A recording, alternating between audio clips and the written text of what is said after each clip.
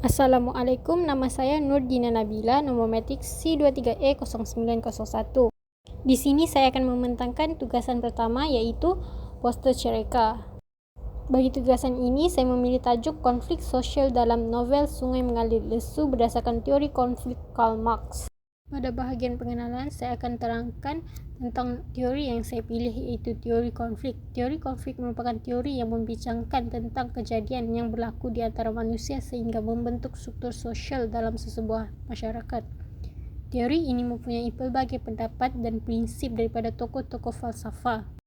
Namun begitu, saya hanya memilih satu pandangan sahaja, iaitu daripada pandangan Karl Marx 1960 bagi menganalisis konflik sosial dalam novel Sungai Mengalir Lesu karya S. Ahmad Said 2019. Hal ini demikian kerana novel tersebut mengisahkan bagaimana kehidupan masyarakat dan kesan sosial yang berlaku akibat Perang Kedua.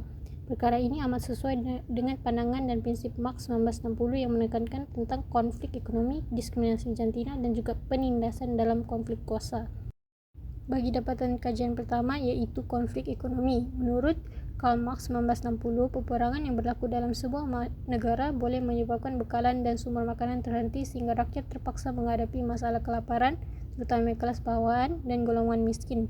Sebagai contoh, dalam petikan Sungai Mengalir Lesu pada halaman 13, iaitu mata mereka selalu ke tengah sungai memerhatikan setiap sampah sarap yang mengalir lesu, mengharapkan juga kalau di tengah sampah sarap itu ada makanan yang busuk dan boleh dimakan. Teks di atas menunjukkan kesusahan dan usaha masyarakat dalam novel ini mengalami kejatuhan ekonomi sehingga terpaksa memakan sisa sampah yang mengalir di sungai. Bagi analisis kedua, iaitu diskriminasi jantina. Menurut Karl Marx 1960, melalui teori konflik, diskriminasi jantina merupakan ketidaksamaan kuasa antara jantina, iaitu kaum lelaki, kedudukan kuasanya yang tinggi sehingga merendahkan kaum wanita. Sebagai contoh, dalam petikan Sungai Mengalir Lesu 2019 pada halaman 39, Said Ayub memerhati isterinya yang sedang duduk di hujung katil seperti seorang yang sedang sakit dan sedang bodoh. Dia suka Zainab begitu. Teks di atas menunjukkan bahawa layanan dan tanggapan seorang suami kepada isterinya. Seorang wanita tidak dianggap sebagai seorang isteri kerana mereka menganggap bahawa kedudukan wanita yang rendah perlu dilayan seperti seorang hamba dan mudah diperbodohkan. Bagi analisis yang terakhir, iaitu penindasan dalam konflik kuasa.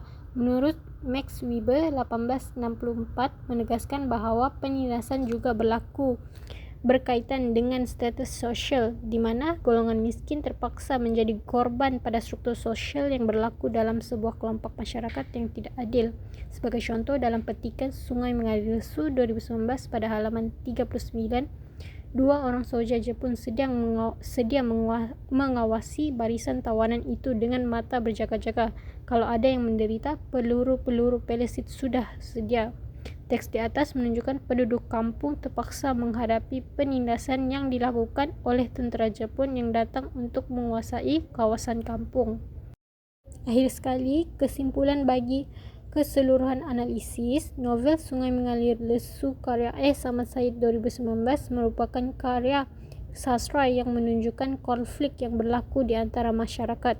Teori tersebut telah menunjukkan realiti struktur sosial tradisional yang penuh dengan ketidakadilan. Namun begitu, konflik tersebut telah memberi pengajaran tentang pentingnya keadilan sosial semasa menghadapi bencana seperti peperangan agar sejarah dalam novel ini tidak berulang kembali. Bagi rujukan pula, saya telah mengambil 3 rujukan. Pertama, daripada novel Sungai Mengalir Lesu karya S. Ahmad Said 2019 edisi Sastrawan Negara. Kedua, saya telah mengambil daripada jurnal yang bertajuk Perbezaan Sosialisasi Gender dalam Ruang Lingkup Budaya. Rujukan ketiga pula, saya mengambil daripada jurnal Konsep Konflik dan Teori Konflik Sosial dalam Pemikiran Karl Marx Sinora. Itu saja dari saya. Assalamualaikum dan terima kasih.